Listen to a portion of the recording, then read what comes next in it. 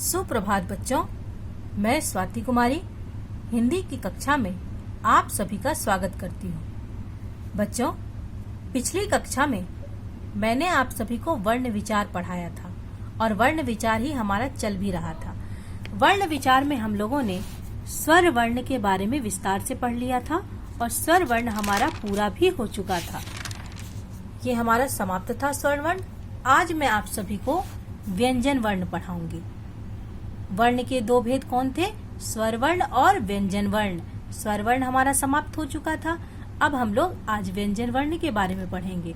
व्यंजन वर्ण किसे कहते हैं? देखिए, वे वर्ण जिन्हें बोलने के लिए अन्य वर्ण की सहायता ली जाती है उन्हें व्यंजन वर्ण कहते हैं। क्या कहा गया?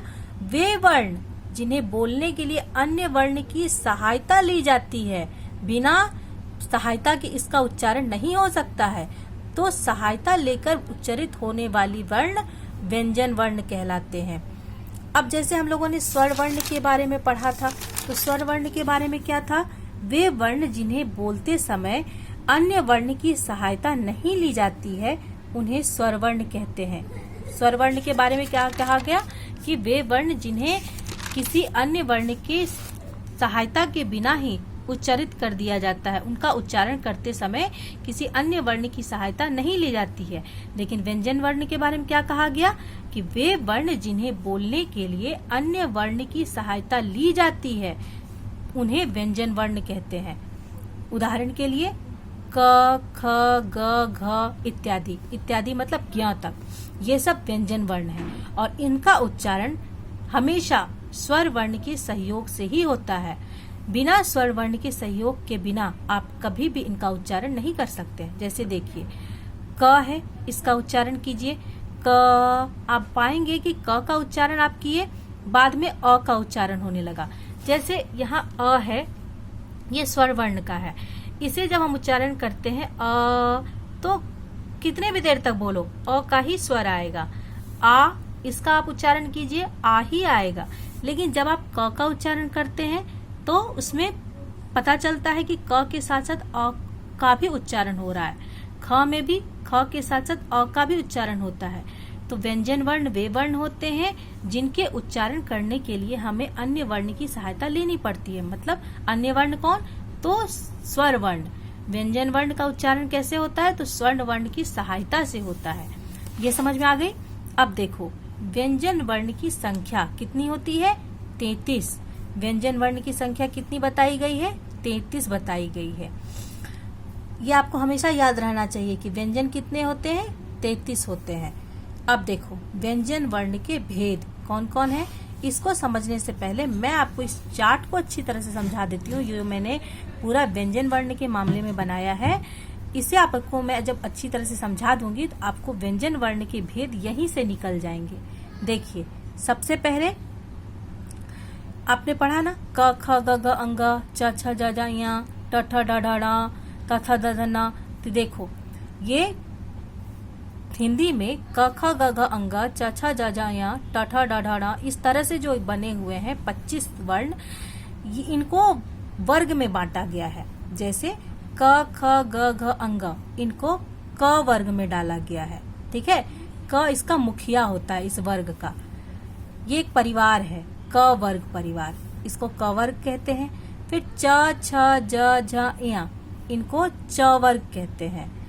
ट ठ ड ढ न, इनको ट वर्ग कहते हैं। त थ द ध न, इनको त वर्ग कहते हैं। प फ ब भ म, इनको प वर्ग कहते हैं। अगर आपसे कोई पूछे कि ग किस वर्ग का सदस्य है तो आप क्या कहिएगा? क वर्ग का। अगर कोई पूछे झ किस वर्ग का सदस्य है तो च वर्ग का। इस तरह से आपको समझ में आ गई कि ये जो 5-5 का बटा हुआ है ये सब अपने अपने वर्ग के हैं और ये सब किसी न किसी वर्ग के हैं, इसलिए इनको वर्गीय व्यंजन कहा जाता है। ठीक, और साथ ही इन सभी वर्णों का उच्चारण, ये जो 25 के 25 हैं, इन सब का उच्चारण करने में हमारे मुख में ये जितने भी अंग हैं, देखिए हमारे मुख में जितने भी अंग हैं, इन सब में से जिह्वा, हमारी जो जीभ है, किसी न किसी अंग को जरूर टच करती है, किसी न किसी मुखावयव को जरूर टच करती है, तभी जाकर इन सब का उच्चारण हो पाता है। इसीलिए जीवा किसी न किसी अंग को टच करती है तभी उच्चारण होता है, इसलिए इनको स्पर्श व्यंजन भी कहा जाता है।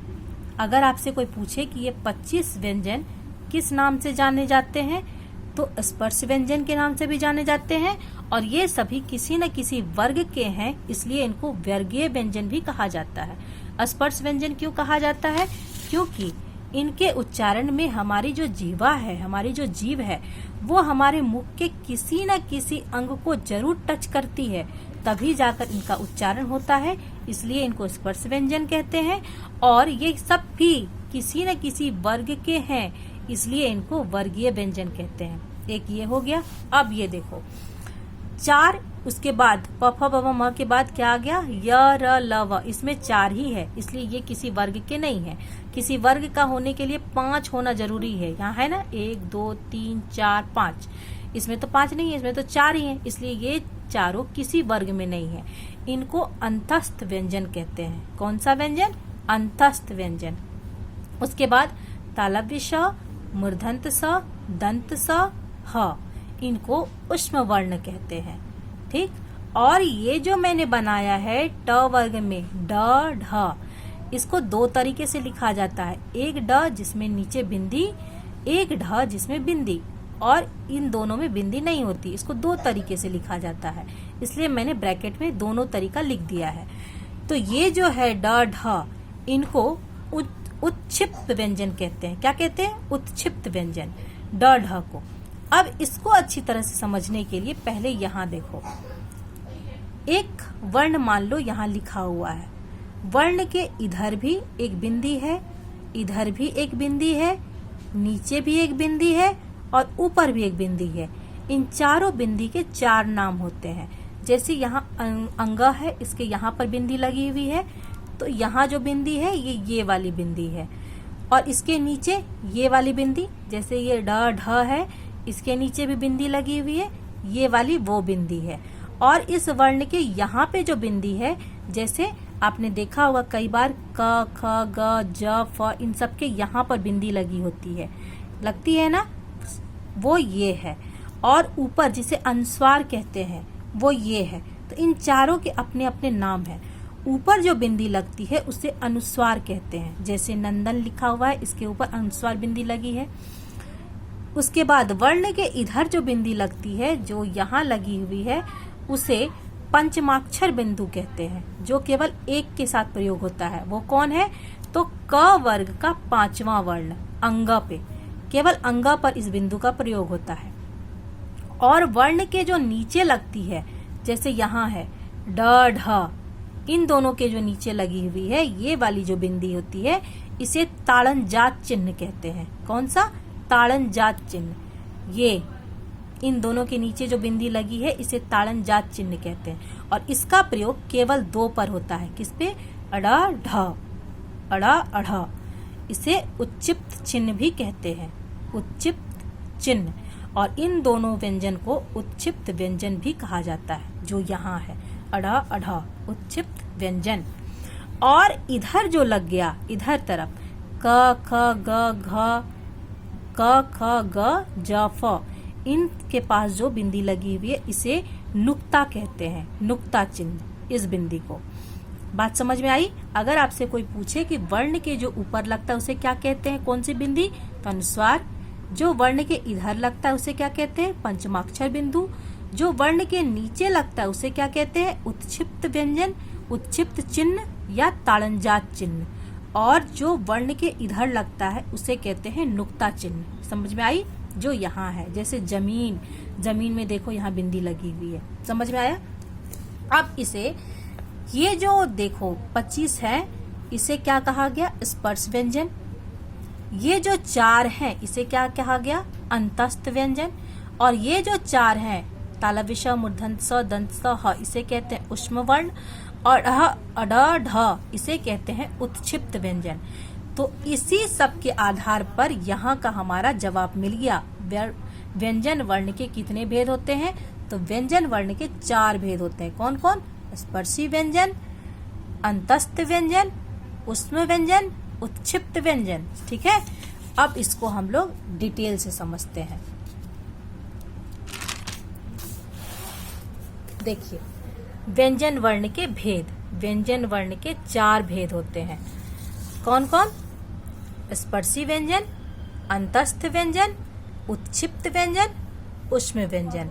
अब हम लोग एक एक करके सबके बारे में पढ़ेंगे। स्पर्शी व्यंजन क्या होता है? तो स्पर्श का अर्थ होता है छूना। जैसा कि मैंने आपको बताया कि वो जो 5 वर्गीय व्यंजन है, वो जो 25 हैं टोटल, उन सब का उच्चारण करने के लिए जिह्वा को, हमारी जीभ को किसी न किसी को, हमारी मुखावयव को टच करना पड़ता है, तभी जाकर उसका उच्चारण होता है। वो किसी न किसी को छूता है तब जाकर उनका उच्चारण होता है, इसलिए उसे स्पर्शी व्यंजन कहते हैं। तो स्पर्श का अर्थ होता है छूना। स्पर्श का क्या अर्थ होता है? छूना। वे वर्ग जिन्हें बोलते समय जिह्वा मतलब जीभ, कंठ, मूर्धा, ओष्ठ, ओष्ठ का अर्थ होता है होठ मतलब लिप, दांत आदि में से किसी न किसी को स्पर्श करती है। क्या बताया गया? स्पर्श का अर्थ होता है छूना। वे वर्ण जिन्हें बोलते समय जिह्वा मतलब हमारी जीभ, कंठ, मूर्धा, ओष्ठ, दांत आदि में से किसी न किसी को टच करती है, किसी न किसी को स्पर्श करती है, इसलिए इनको स्पर्शी व्यंजन कहा गया है। इसलिए इनको स्पर्श व्यंजन कहा जाता है। स्पर्शी व्यंजन की कुल संख्या 25 है। 25 कौन कौन है? तो जो मैंने आपको पीछे अभी बताया, देखिए, ये क ख ग घ अंग, च छ ज ज य, ट ठ ड ढ न, ये टोटल जो है 25 है। तो यही 25 स्पर्श व्यंजन है। स्पर्श व्यंजन की कुल संख्या 25 है, जो क से म तक है। स्पर्शी व्यंजन की संख्या कितनी बताई गई? 25। और ये कहाँ से कहाँ तक है? तो क से म तक है, जिन्हें 5 वर्ग में बांटा गया है। 5 वर्ग में कौन कौन है? तो देखिए 5 वर्ग, क वर्ग, च वर्ग, ट वर्ग, त वर्ग, प वर्ग। 5 है ना? 1 2 3 4 5। तो इनको 5 वर्ग में बांटा गया है। यहाँ तक आपको समझ में आ गई? अब दूसरे नंबर पे है अंतस्थ व्यंजन। अंतस्थ व्यंजन कौन? क्या कहते, किसे कहते हैं? जिन व्यंजन का उच्चारण करते समय जीभ मुंह के किसी भी भाग को पूरी तरह से स्पर्श नहीं करती है, इनका उच्चारण मुंह के भीतर से होता है, अंतस्थ व्यंजन कहलाते हैं। क्या बताया गया इसमें? कि ये वो व्यंजन है जिनका उच्चारण करते समय हमारे जो जीभ है वो मुंह के किसी भी भाग को पूरी तरह से स्पर्श नहीं करती है, मतलब वो पूरी तरह से उसे नहीं छूती है, और इनका उच्चारण मुंह के भीतर से होता है, मतलब जीभ टच करती भी है, नहीं भी करती है, और उनका उच्चारण मुंह के एकदम भीतर से होता है, इसलिए उनको अंतस्थ व्यंजन कहते हैं, मतलब अंदर से आवाज आने वाली। आपको पता है हमारे मुंह में जीभ का बहुत ही महत्वपूर्ण स्थान है। जीभ के क्रिया के कारण ही हम बोल पाते हैं, हमारा उच्चारण हो पाता है। और जिस इंसान के मुंह में जीभ सही से काम नहीं करती है, सही से हिल नहीं पाती है, वो सही से बोल नहीं पाता है, वो या तो गूंगा होता है या तो वो तोतला होता है। तो स्पर्शी व्यंजन में ये जो जीभ है वो किसी न किसी को टच करती है, तब जाकर क से लेकर म तक का उच्चारण होता है। लेकिन बाकी जो बताया गया अंतस्थ व्यंजन, इसमें जो जीभ है वो इनमें से किसी भी भाग को सही से टच नहीं करती है, पूरी तरह से नहीं, उसकी आवाज एकदम कंठ से निकलती है, इसीलिए इनको अंतस्थ व्यंजन भी कहा जाता है। इनकी संख्या कितनी बताई गई? इनकी संख्या मात्र 4 है। य र ल व, आपको याद होना चाहिए य र ल व कौन सी व्यंजन है? तो अंतस्थ व्यंजन है। अब है उत्क्षिप्त व्यंजन। उत्क्षिप्त व्यंजन मतलब एकदम फेंके हुए व्यंजन, अढ़ जिसका उच्चारण करते समय लगता है बस मुंह से हम उनको फेंक देते हैं। इनको, उनके नीचे जो चिन्ह लगा होता है उनको कौन सा चिन्ह कहते हैं? ताड़नजात चिन्ह। देखिए, वे व्यंजन जिनके उच्चारण में जीभ पीछे की ओर जाकर फिर एक झटके के साथ आगे कहीं और टकरा जाती है, उत्क्षिप्त व्यंजन कहलाते हैं। इनकी संख्या 2 है, ढ अढ़, जिसमें क्या बताया गया कि ये जो है उत्क्षिप्त व्यंजन अढ़ अढ़, यहाँ इन दोनों का जब उच्चारण करना होता है तो जीभ पीछे की तरफ जाती है इनमें से किसी को छूने के लिए, लेकिन जब उच्चारण होता है तो फिर जीभ टकरा कर, झटका खाकर आगे की तरफ आ जाती है। मतलब सही से किसी को टच नहीं करती है। और इन दोनों वर्णों का जो उच्चारण होता है ऐसा लगता है बस मुंह से उनको फेंक दिया जाता है, अढ़ा अढ़ा, पता नहीं चलता है जीभ कहाँ जाके सट रही है। इसलिए इनको उत्क्षिप्त व्यंजन भी कहते हैं। और इसके नीचे जो ये चिन्ह लगा हुआ है इसको ताड़नजात चिन्ह कहते हैं। अब चौथे नंबर पे है ऊष्म व्यंजन। इसको समझते हैं क्या है। ऊष्म का शाब्दिक अर्थ होता है गर्म। ऊष्म, इस शब्द का अर्थ बताया गया क्या, गर्म। कौन कौन से व्यंजन आते हैं इसमें, तालव्य श, मूर्धन्त स, दंत स, ह। इन चारों के उच्चारण में जीभ मुंह के किसी अंग के पास तो चली जाती है पर स्पर्श नहीं करती है। इन वर्णों के उच्चारण में मुख से गर्म हवा निकलती है, इसलिए इसे ऊष्म व्यंजन कहते हैं। क्या बताया गया कि ऊष्म व्यंजन जो है ये चार, तालव्य श, मूर्धन्त स, दंत स, ह, इन चारों के उच्चारण में जीभ जो है वो इन सभी अंग में से किसी न किसी के पास चली तो जाती है पर सही से किसी को भी वो स्पर्श नहीं करती है, जिसके कारण मुंह में बंद की स्थिति की तरह हो जाता है। और ये जो चार वर्ण हैं, तालव्य श, मूर्धन्त स, दंत स, इन चारों के उच्चारण में जो हमारी मुंह है एक तरह से रगड़ खाकर ये लोग बाहर निकलते हैं। तो जब ये बाहर निकलते हैं उस समय हमारे मुंह से गर्म हवा निकलती है। ठीक है, सबसे पहले क्या बताया गया कि ये जो चार वर्ण हैं इन चारों के उच्चारण में जीभ मुंह के किसी न किसी अंग के पास तो चली जाती है पर किसी को भी स्पर्श नहीं करती है, मतलब किसी भी अंग को छूती नहीं है। और इन वर्णों के उच्चारण में क्या होता है, हमारे मुख से गर्म हवा निकलती है, क्योंकि ये चारों वर्ण बड़े ही संघर्ष करके हमारे मुंह से निकलते हैं, इसलिए गर्म हवा निकलती है। और यही कारण है कि इनका नाम ऊष्म व्यंजन रखा गया। ऊष्म मतलब गर्म। और इनकी संख्या कितनी है, तो चार, तालव्य श, मूर्धन्त स, दंत स, ह। वर्णों का उच्चारण स्थान। अब ये जो हमने इतने सारे वर्ण अभी तक पढ़े, इन सब का उच्चारण कहाँ कहाँ से होता है, कौन कौन से जगह से इनके उच्चारण होते हैं, ये मैं आप लोगों को बताती हूँ। तो स्वर तथा व्यंजन का उच्चारण मुख से ही होता है, लेकिन उच्चारण करते समय जीभ मुख के जिस भाग को छूता है वही उसका उच्चारण स्थान कहलाता है। जैसे अभी तक हमारे पास जितने भी वर्ण हमने पढ़े, 25 उधर थे, 4 फिर यहाँ है, फिर 2 यहाँ है, फिर 4 यहाँ है, इन सबका उच्चारण मुख से ही होता है। फिर चाहे वो स्वर में अ से लेकर अह तक ही क्यों ना हो, ये सब जितने भी हैं सबका उच्चारण मुख से ही होता है। लेकिन इन सब का उच्चारण करते समय हमारी जो जीभ होती है वो मुख के अलग अलग भाग को छूती है, अलग अलग भाग से उसका टच होता है, वो अलग अलग भाग को टच करती है। तो जिस भाग को छूती है उस वर्ण का उच्चारण स्थान वही कहलाता है। अब हम लोग जानते हैं कि कौन से वर्ण को बोलते समय जीभ कौन से भाग को टच करती है। तो निम्नलिखित उच्चारण स्थान कौन कौन से, इसको देखो। सबसे पहले मैं आप लोगों को पहले समझा देती हूँ कि कौन सा अंग क्या कहलाता है। सबसे पहले तो ये गले के पास ये जो है इसे कंठ कहते हैं, कंठ आप पहचान रहे हैं, गला।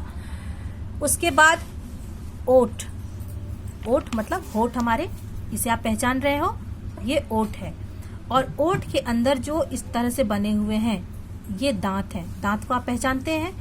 नाक से जो थोड़ी बहुत उच्चारण हो जाते हैं जिस वर्ण का, जैसे अंगा, या, ठ ड में न, तथा दधा में न, ये सब नासिका से उच्चारण होते हैं। तो ये नाक से निकलने वाले वर्ण जो होते हैं वो नासिका में आ जाते हैं।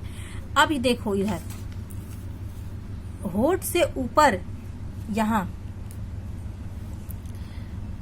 होठ के अंदर जस्ट ये दांत है, दांत में मसूड़े लगे होते हैं, दांत मसूड़े में लगे होते हैं। और दांत के अंदर अंदर चले जाओ तो अंदर जाकर थोड़ी ही दूर तक, बस थोड़ा दूर तक, दांत मसूड़ा अंदर भी थोड़े दूर तक गया है, जिसको आप जीभ उल्टा करिएगा तो केवल यहाँ तक आपको टच करना है, उतनी दूर तक तालु कहलाती है। ठीक है, आप समझ रहे हैं, ये जीभ है, ये दांत है, ये नासिका है और ये हमारा कंठ है। ठीक है, और तालु और मूर्धा में कंफ्यूज मत होना, ये बहुत कंफ्यूज करता है, इसलिए मैं आप लोगों को अच्छी तरह से समझा दे रही हूँ। ये जो दांत है, दांत मसूड़े में लगे होते हैं, तो मसूड़ा थोड़ा दांत के ऊपर भी होता है, और अंदर मुंह के अंदर चले जाओ तो थोड़ी दूर तक, केवल थोड़ी दूर तक मसूड़े वाला भाग होता है। तो जहां तक केवल मसूड़े वाला भाग है इतनी दूर तक वो तालु कहलाता है। ठीक है, तालु है। और ये मसूड़ा थोड़ी दूर तक ही में खत्म हो जाता है और उसके बाद उसका जो भाग रहता है वो मूर्धा कहलाता है। आपको हम क्यों कह रहे हैं, कंफ्यूज हो जा रहे हैं आप, हो जाइएगा, क्योंकि तालु और मसूड़ा एक ही जगह पर है, केवल थोड़ी दूर तक मुंह दांत के अंदर में थोड़ी दूर तक तालु है, उसके बाद यहाँ तक मूर्धा है। देखिए इतनी दूर तक तालु बता दिया गया और उसके बाद यहाँ तक मूर्धा है। समझ में आया? इसी सब में से कहीं ना कहीं से वर्णों का उच्चारण होता है। अब मैं आपको बताती हूँ कौन से वर्ण का उच्चारण किस अंग से होता है। देखिए सबसे पहले क्रम संख्या मैंने लिख दिया है, वर्ण व्यंजन और स्वर दोनों है यहाँ पे, और उच्चारण स्थान अ आ क वर्ग, क वर्ग मतलब क ख ग घ अंगा पूरा, और विसर्ग जिसे अह कहते हैं, इन सब का उच्चारण कंठ से होता है। किससे? कंठ से, यहाँ से अ आ क वर्ग विसर्ग, इन सब का उच्चारण कंठ से। दूसरे नंबर पे जैसे अ के बाद आ गई ह्रस्व ई, दीर्घ ई, च वर्ग में च छ ज झ इया, तो च वर्ग और य और तालव्य श, इन सब का उच्चारण तालु से होता है। तालु यहाँ है, जिसे कि ये जस्ट दांत के अंदर का जो पार्ट है मसूड़ा वाला, वो वहां से होता है। और फिर तीसरे नंबर पर री, त वर्ग, र, दंत स, सॉरी मूर्धन्त स, इन सब का री, ट वर्ग, ट ठ ड ढ ण, र और मूर्धन्त स, इन सब का उच्चारण मूर्धा से होता है। फिर 4 नंबर पर री, त वर्ग, ल, स, इन सब का उच्चारण दंत से होता है। 5वें नंबर पे छोटा ऊ, बड़ा ऊ, प वर्ग, इन सब का उच्चारण ओष्ठ से होता है। ये इसे प फ प भ म आप बोलते हुए देखिएगा, हमारी जीभ सबसे ज्यादा क्रिया करती है। फिर ए और ए, इनका उच्चारण कंठ और तालु दोनों के रगड़ से होता है, दोनों का योग होता है इसमें। कंठ और तालु इन दोनों के मिलने से ए और ए का उच्चारण होता है। फिर ओ और औ, इनका उच्चारण कंठ और ओष्ठ से होता है। कंठ से इसकी आवाज आती है और आप देखिएगा कि जब हम इसे बोलते हैं तो हमारी ओठ गोल हो जाती है, तो इसमें कंठ और ओष्ठ दोनों का योगदान होता है। 8वें नंबर पे है व।